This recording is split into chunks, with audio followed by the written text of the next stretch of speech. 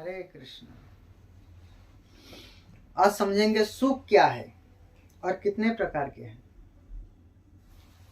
सुख वास्तव में संसार में है ही नहीं। जिसको हम सुख मानते हैं वो सुख है ही नहीं, और है भी तो थोड़ा सा समय के लिए है। जैसे मीठा खाया, पानी पिया, टेस्ट चला गया, उतना ही सुख है, समझ लीजिए। इस संसार में भगवान कहते हैं मामू पित्त पुनर्जन्म दुखालयम शशतम। ये दुख में भरा हुआ है, सुख है ही नहीं, केवल दुख ही दुख है। ये दुख हमको कभी नहीं छोड़ेगा, क्योंकि भगवान कहते हैं केवल दुख ही भरा हुआ है, सुख है ही नहीं। है ही नहीं तो कहां से मिलेगी। कितने प्रकार के सुख हम लेते हैं, तन, मन और धन का सुख। मन से कुछ अच्छा चीज सोचते हैं तो थोड़ी देर हम सुखी रहते हैं, ये करेंगे वो करेंगे वो करेंगे, बस सुखी होते हैं थोड़ी देर के लिए। शरीर से सुख लेते हैं, खा करके, स्पर्श करके, कुछ देख करके, इस प्रकार का भी सुख लेते हैं, वास्तव में जो है ही नहीं। रियल सुख जो है, भगवान की जब तक सेवा में ना लगते हैं, भगवान की सेवा में लगने से ही सुखी हो सकते हैं। जैसे एक बार एक स्टोरी से समझाता हूं आपको। सुख हम मानते हैं, वास्तव में सुख होते नहीं है। जैसे एक बार क्या हुआ, एक लड़का ने एक लड़की देखा तो उसे बहुत अच्छा लग रहा था, तो ऐसे करते करते उस लड़की के पीछे पीछे वो चला गया। उस बंदा ने, उस लड़का ने उस लड़की के पीछे पीछे चले गए। वो बहुत अच्छा लग रहा था उसको, लड़की बहुत सुंदर थी। तब क्या किया, वो लड़की जाकर के एक दरवाजे के अंदर घुस गई, अपना घर में चली गई। उसके बाद छोटा सा छेद था, वो देख रहा था वो क्या कर रहे हैं। तो लड़की ने क्या की, सबसे पहले तो उसके बाल निकाल करके रखी, तो लड़की पूरा गंजा थी। इसके बाद फिर उसने गॉगल्स निकाला, अपना चश्मा निकाला तो इतने बड़े बड़े गड्ढे थे। वो धीरे धीरे कपड़े निकाला, फिर वो बुढ़िया निकली एकदम। सारे कपड़े में वो फिट होकर के गई थी, एक लड़की बन के गई थी। अब सोचिए, जैसे वो जब तक उसको समझता रहा ये लड़की जो है एक अच्छी लड़की है, सुंदर लड़की है, तब तक उसको आनंद आता रहा। जैसे ही उसको पता लगा वो लड़की नहीं थी, एक बुढ़िया थी, तो उसका सारा आनंद चला गया। तो संसार का आनंद भी वास्तव में ऐसा ही है। हम मन में सोच रहे हैं ये आनंद है, आनंद है, आनंद है, इसमें मेरे को सुख मिल रहा है, वास्तव में सुख है ही नहीं। जैसे ही हमें हकीकत पता लगता है तो हमारा सारा सुख चला जाता है। इसी प्रकार हम भी सुखी नहीं रहते हैं, और सुख है ही नहीं। सुख हमेशा जीवन में क्यों नहीं रहता है, क्योंकि हमारी कर्मों के हिसाब से हमें कर्मों का फल मिलता है। हमारा मन चाही कर्मों का फल मिल गया तो हम सुखी हो जाते हैं। हमें मन चाह के हिसाब से फल नहीं मिलता है तो हम दुखी हो जाते हैं। जैसे सुख दुख आते हैं, जैसे हमारा कुछ अच्छा कर्म होता है तो उसकी वजह से सुख मिलता है, कुछ बुरा कर्म होता है तो उसकी वजह से हमें दुखी होना पड़ता है। तो जैसे इसको कैसे समझेंगे, जैसे गांव में फसल रखने का होता है, तो सबसे पहले समझ लो बाजरा हुआ तो बाजरा रख दिया, फिर गेहूं हुआ गेहूं रख दिया, धान हुआ धान रख दिया।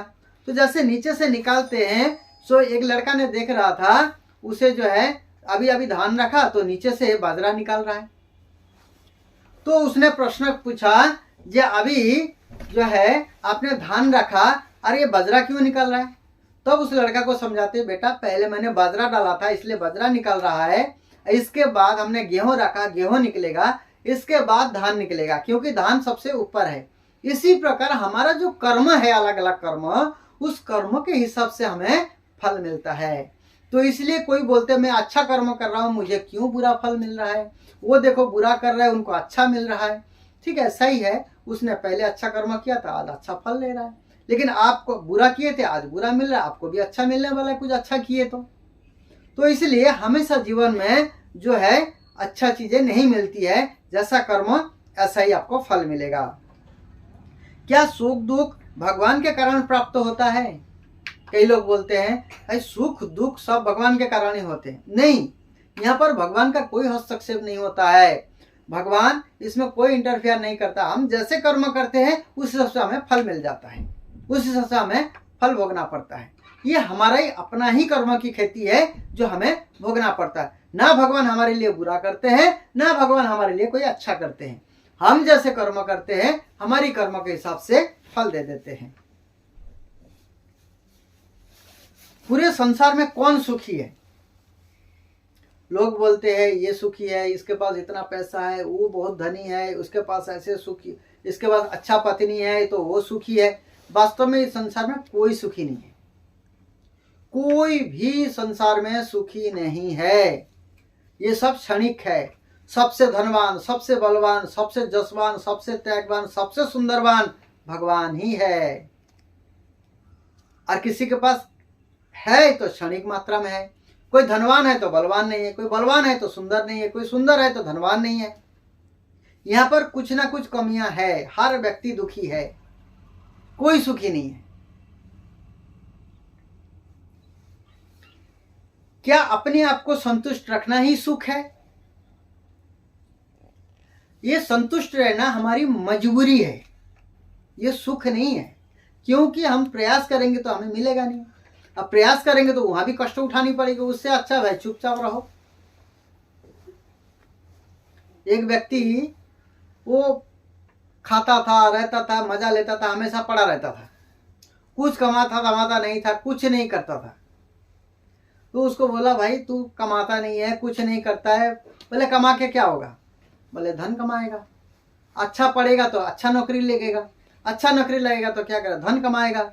धन कमाएगा तो क्या करेगा? बढ़िया बढ़िया खाएगा, बढ़िया बढ़िया मोबाइल लेगा, बढ़िया से जिंदगी जिएगा। बोले अभी भी तो वही कह रहा हूँ, कमा के क्या करना क्या है? अभी भी तो राजा का जिंदगी जी रहा हूँ, अभी करना क्या है? मतलब जे संसार में सुख के लिए भी कष्ट उठानी पड़ेगी, उसका मूल्य चुकानी पड़ेगी, मेहनत करनी पड़ेगी पहले, तब जाकर के थोड़ा सुख मिल सकता है। ये तो चुपचाप भगवान के भजन करो, आनंद लो। भगवान के भजन में ही आनंद है। किसी को एक दिन का सुख चाहिए, 1 घंटे की सुख चाहिए तो उसको सो जाना चाहिए।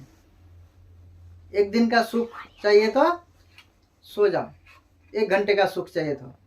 1 दिन का सुख चाहिए तो घूम के आ जाओ। 1 महीना का सुख चाहिए तो शादी कर लो।